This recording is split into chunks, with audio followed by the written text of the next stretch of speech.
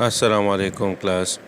आज electromagnetic field theory के subject का हमारा पहला लेक्चर है, जो कि है ऑर्थोगोनल कोऑर्डिनेट सिस्टम्स और उनकी ट्रांसफॉर्मेशन के बारे में।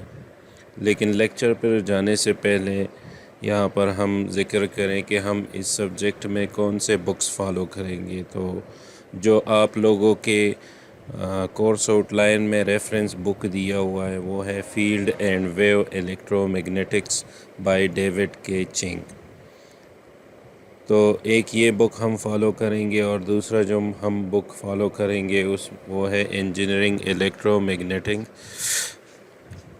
William H Heights. तो ये वाला बुक हम फॉलो करेंगे। अब जो पहला लेक्चर दरअसल आप लोगों के कोर्स आउटलाइन में बनता है वो है रिव्यू ऑफ वेक्टर एनालिसिस। लेकिन ये चूँकि बेसिक्स हैं वेक्टर्स की, vectors dot product, cross product, vectors addition, तो ये मैंने आप लोगों के लिए छोड़ दिया है कि चूँकि ये एक आसान सा लेक्चर है और आप लोगों ने पहले से पढ़ा हुआ है, तो मैं आप लोगों के लिए ये छोड़ता हूँ। ये आप लोग एक असाइनमेंट के ज़रिए सबमिट करेंगे।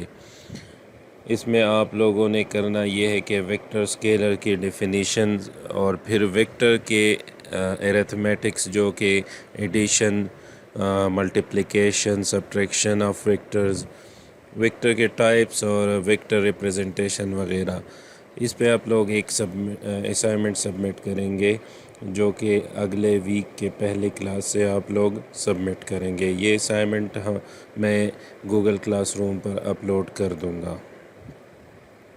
अब आते हैं कोऑर्डिनेट सिस्टम की तरफ। तो कोऑर्डिनेट सिस्टम में जो पहला सिस्टम हमारा आता है वो है रेक्टेंगुलर कोऑर्डिनेट सिस्टम। यहाँ पे आप लोगों को RCS नज़र आ रहा है।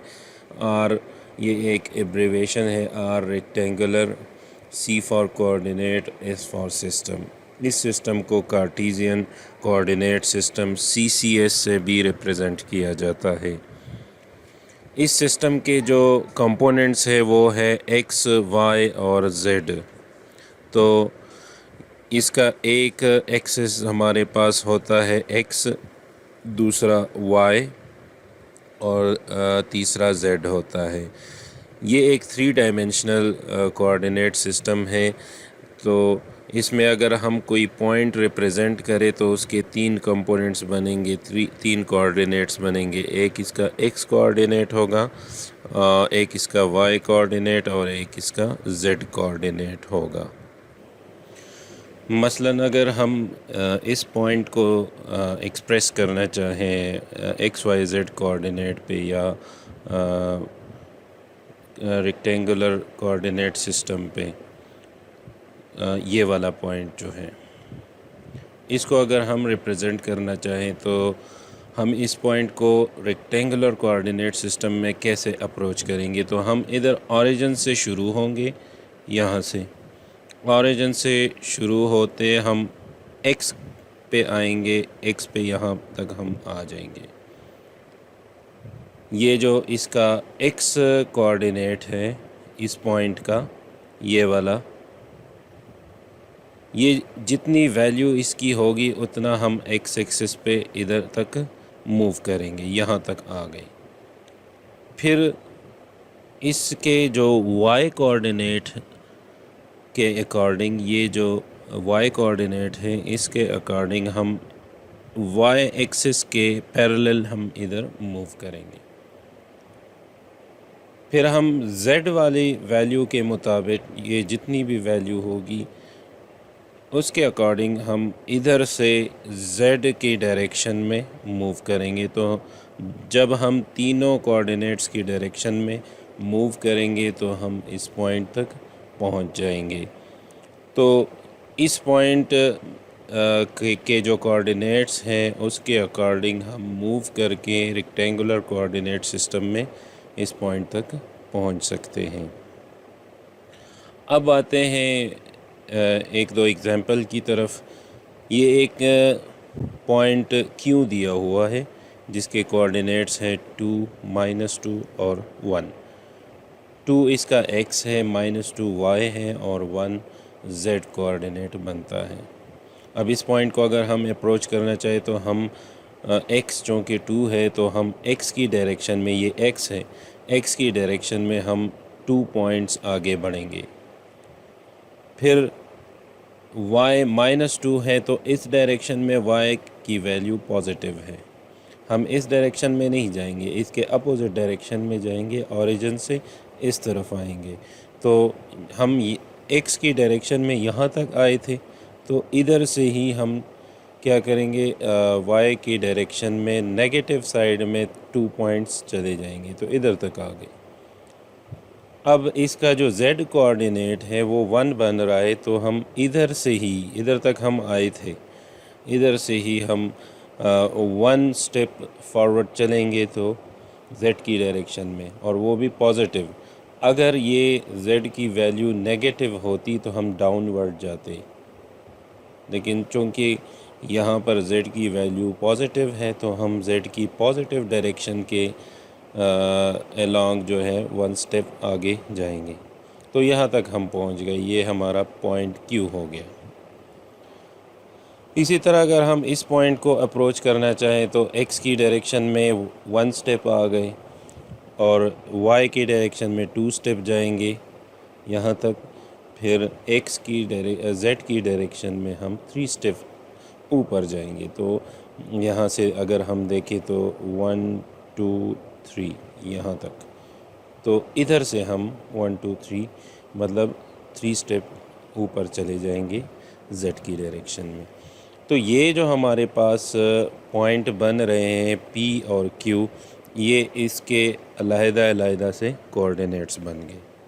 अब अगर इन दोनों पॉइंट्स के हम वेक्टर ड्रॉ करना चाहें, जिसको हम पोजीशन वेक्टर कहते हैं, जिस तरह यहाँ पे लिखा हुआ है पोजीशन वेक्टर इन RCS, तो किसी भी पॉइंट का पोजीशन वेक्टर ऑरिजिन्स के रिस्पेक्ट से होता है।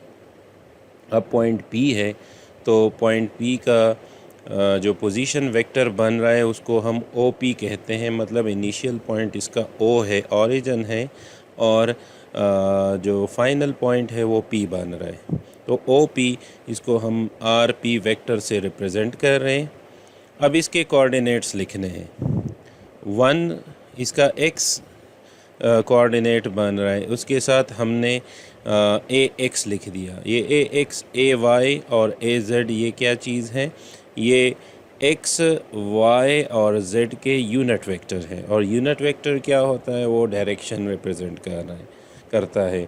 तो x का जो यूनिट वेक्टर होता है वो ax से हम उसको रिप्रेजेंट करते हैं, स्मॉल ax से। y को हम ax, ay और az जो होता है वो z का यूनिट वेक्टर बन रहा है।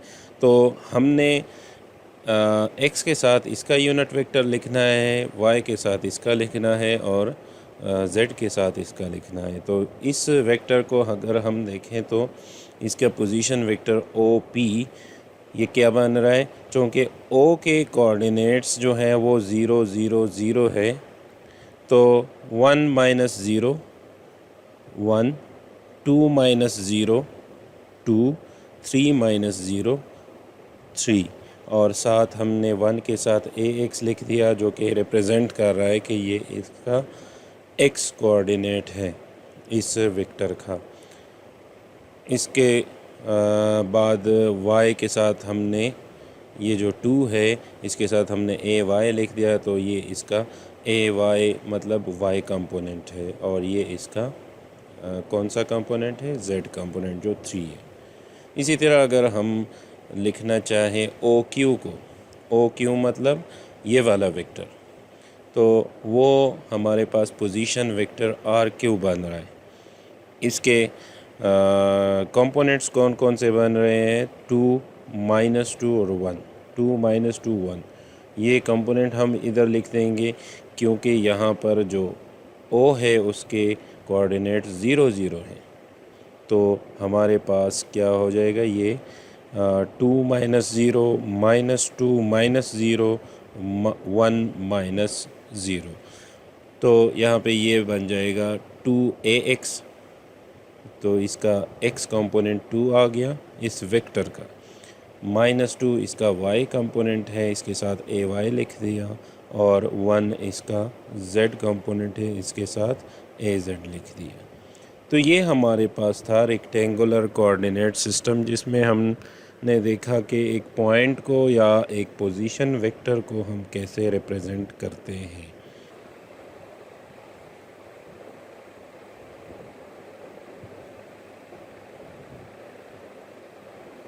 अब अगर हम इस कोऑर्डिनेट सिस्टम को देखें तो इसके जो यूनिट वेक्टर्स हैं ये ax, ay और az, ये भी उसी तरह x, y और z की तरह का एक 3 डायमेंशनल प्लेन बना रहे हैं, 3 डायमेंशनल एनवायरनमेंट बना रहे हैं।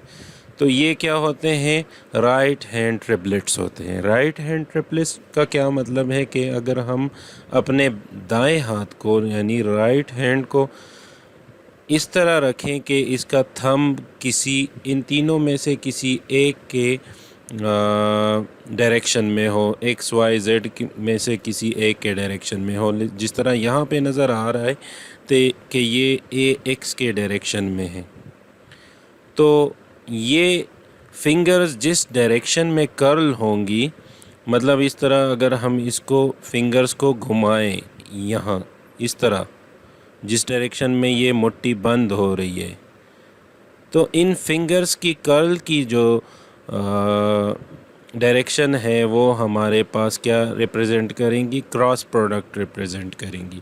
जिस तरह ये डायरेक्शन बन रहा है, तो इस डायरेक्शन को अगर हम देखें तो ये ए वाई से ए जेड की तरफ बन रहा है, तो मतलब ए वाई का क्रॉस प्रोडक्ट है ए जेड के साथ, और इसका रिज़ल्ट क्या बन रहा है वो ये थंब हमें शो कर रहा है, ये वाला। ये चूँकि हमारे पास यहाँ पे इस ए एक्स की डायरेक्शन में है, तो ये इसका रिज़ल्ट बन रहा है। तो A Y cross A Z is equal to A X, मतलब किसी भी दो कंपोनेंट्स के यूनिट वेक्टर को हम अगर क्रॉस प्रोडक्ट करेंगे तो उसका रिज़ल्ट तीसरा कंपोनेंट बनेगा, लेकिन ये किस डायरेक्शन में होगा, ये इन फिंगर्स की डायरेक्शन में होगा। जिस तरह ये वाला रिज़ल्ट इधर दूसरे नंबर पे शो किया हुआ है, ये वाला A Y cross A Z is equal to A X. अब अगर इसी तरह हम थंब को जेड की डायरेक्शन में रखें, ये वाला, तो मतलब रिज़ल्ट हमारे पास क्या होगा, ए जेड होगा, थंब इसकी डायरेक्शन में है। तो हमारे पास कौन से दो कंपोनेंट्स का क्रॉस प्रोडक्ट होगा, ए एक्स और ए जो फिंगर्स हैं हमारी बाकी फिंगर्स ये इस डायरेक्शन में बंद होंगी, तो ये वाला प्लेन रिप्रेजेंट करेगा ये फिंगर्स। तो यहाँ पे A X cross A Y A Z बना रहा होगा, जिस तरह यहाँ पे लिखा हुआ है। और अगर हम ए जेड क्रॉस ए एक्स, यहाँ पे आप देखें कि ए जेड क्रॉस ए एक्स है, तो मतलब अगर हम y के डायरेक्शन में अपने दाएं हाथ को इस तरह रखें कि इसका थंब y के डायरेक्शन में हो, तो हमारे जो फिंगर्स हैं वो इस डायरेक्शन में बंद होंगी, यूं इस डायरेक्शन में बंद नहीं होंगी, इस तरह बंद नहीं होंगी, बल्कि यूं बंद होंगी। तो हम ए जेड क्रॉस ए एक्स लिखेंगे, ए एक्स क्रॉस ए जेड नहीं लिखेंगे। तो ए जेड क्रॉस ए एक्स जो है वो ए वाई बना रहा है। अब दूसरा जो कोऑर्डिनेट सिस्टम हमारा बनता है वो है cylindrical coordinate system. Cylindrical coordinate system में हम एक पॉइंट को या एक वेक्टर को कैसे रिप्रेजेंट करते हैं, तो जैसा कि पिछले स्लाइड में हमने देखा, उसमें हमने एक पॉइंट को एक्स, वाई और जेड से रिप्रेजेंट किया था।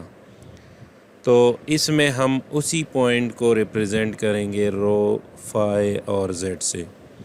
इस सिस्टम को कई बुक्स में आर थीटा जेड से भी रिप्रेजेंट करते हैं। तो जिधर रो लिखा है, अगर कहीं पे आपको आर लिखा आ जाए तो उसका मतलब रो होगा। रो और आर एक चीज़ है। इसी तरह अगर फाई की जगह थीटा आ जाए तो ये दोनों सेम चीज़ हैं और जेड हर जगह जेड ही होगा। तो आर थीटा जेड या रो फाई जेड, ये सिलेंड्रिकल कोऑर्डिनेट सिस्टम बना रहे हैं। पिछले स्लाइड्स में हमने देखा कि हम अगर इस पॉइंट पी को अप्रोच करें तो कैसे अप्रोच करते थे कि हम एक्स की डायरेक्शन में इतना आते थे, फिर वाई के डायरेक्शन में आगे बढ़ते थे, फिर जेड की डायरेक्शन में ऊपर जाते थे और इस पॉइंट को अप्रोच करते थे। अब अगर हम इसको सिलेंड्रिकल कोऑर्डिनेट सिस्टम में रिप्रेजेंट करना चाहे, उसमें हम इस पॉइंट को कैसे अप्रोच करेंगे, तो हम पहले इस पॉइंट से एक परपेंडिकुलर ड्रॉ करेंगे एक्स वाई प्लेन पे। जिस तरह ये नज़र आ रहा है आप लोगों को, ये परपेंडिकुलर हमने इधर गिराया एक्स वाई प्लेन। तो जिस पॉइंट पे ये एक्स वाई प्लेन को कट करेगा वो पॉइंट हमारा इधर, हम इसको ओरिजिन से मिला देंगे इस लाइन के थ्रू। तो ये वाली जो लाइन बन रही है वो रो बन रही है, रो या आर, इसको आर भी लिख सकते हैं। अब ये वाली लाइन हमारे पॉजिटिव एक्स एक्सिस के साथ कितना एंगल बना रही है, ये एंगल, इस एंगल को हम फाई कह देते हैं। तो जो ये वाला पॉइंट जो इस एक्स वाई प्लेन को कट कर रहा है, मतलब इस पॉइंट की ये प्रोजेक्शन जहाँ पर एक्स वाई प्लेन को कट करेगी, उसी पॉइंट को हम क्या कहेंगे, रो कॉमा फाई। इसको क्या कहेंगे, रो कॉमा फाई। जिस तरह हमने पिछले स्लाइड में इधर से इधर आए थे फिर इधर आए थे, तो ये पॉइंट बन रहा था एक्स कॉमा वाई। तो इस सिलेंड्रिकल कोऑर्डिनेट्स में ये वाला पॉइंट बन रहा है रो कॉमा फाई। अब हमें z भी चाहिए, ऊपर इसकी हाइट भी चाहिए, तो हम z की डायरेक्शन में ऊपर जाएंगे और इस पॉइंट को पहुंच जाएंगे। तो ये वाला पॉइंट हमारे पास बन रहा है row comma phi comma z। तो ये हमारा एक पॉइंट कैसे हम सिलेंड्रिकल कोऑर्डिनेट्स में ज़ाहिर करते हैं, ये उस पॉइंट की रिप्रेजेंटेशन हो गई। अगर आप नीचे देखें, इसमें दिया हुआ है रो, ये तो एक वेक्टर है, पॉइंट नहीं है। तो इस वेक्टर के जो रो कंपोनेंट है उसकी कोई वैल्यू है और ये z की कोई वैल्यू है और इसका फाई कंपोनेंट ज़ीरो है। तो इसका मतलब है कि ये वाला एंगल ज़ीरो है, ये वाला एंगल ज़ीरो है। तो मतलब ये रो z प्लेन में कहीं पे लाई कर रहा है ये पॉइंट। अब अगर हम इस पॉइंट का पोजीशन वेक्टर इस सिलेंड्रिकल कोऑर्डिनेट सिस्टम में ज़ाहिर करना चाहे, तो हम क्या करेंगे कि इस ओरिजिन से इस पॉइंट की तरफ एक वेक्टर ड्रॉ करेंगे जो कि इस पॉइंट का पोजीशन वेक्टर कहलाएगा। जिस तरह यहाँ पे इन्होंने एक पॉइंट, एक लाइन ड्रॉ की है इस पॉइंट की तरफ, तो ये क्या है, position vector of this point P, R P के से इन्होंने रिप्रेजेंट किया है। अब इस वेक्टर के या इस पॉइंट जो इस पॉइंट को ओरिजिन से मिला रहा है, इसके 3 कंपोनेंट्स होंगे और 3 यूनिट वेक्टर्स होंगे। जिस तरह तीनों कंपोनेंट्स को हमने देखा, ये रो फाई जी बन रहे थे, उन्हीं के जो यूनिट वेक्टर है वो साथ लिखे जाएंगे। रो के साथ हम लिखेंगे ए रो। जिस तरह ये पॉइंट है रो 1, ये रो 1 बन रहा है इस यूनिट वेक्टर का, मतलब पोजीशन वेक्टर का। रो 1 ए रो प्लस 0 ए फाई प्लस 0 ए फाई नहीं है, बल्कि यहाँ पे कुछ एंगल है, फाई ए फाई है। तो फाई ए फाई और z1 A1 बन रहा है, Z1 AZ बन रहा है। तो इस पॉइंट को रिप्रेजेंट करने के लिए सिलेंड्रिकल कोऑर्डिनेट सिस्टम में हमें 3 यूनिट वेक्टर्स की ज़रूरत होती है। वो क्या है? ए रो, ए फाई और ए जेड। तो इस तरह हम किसी पोजीशन वेक्टर को रिप्रेजेंट कर सकते हैं सिलेंड्रिकल कोऑर्डिनेट सिस्टम में।